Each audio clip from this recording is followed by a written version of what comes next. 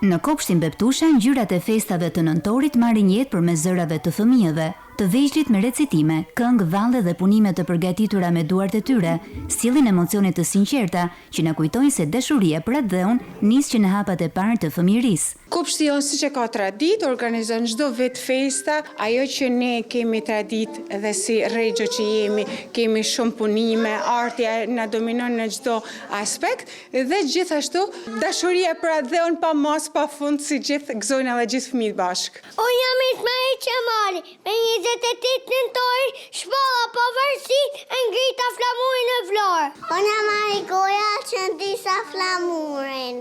Unë jam në sa buletini së poshëm luftarët të mi që ndo pro Ismail Qemalit, për të bëjtë të shpallës parasisë.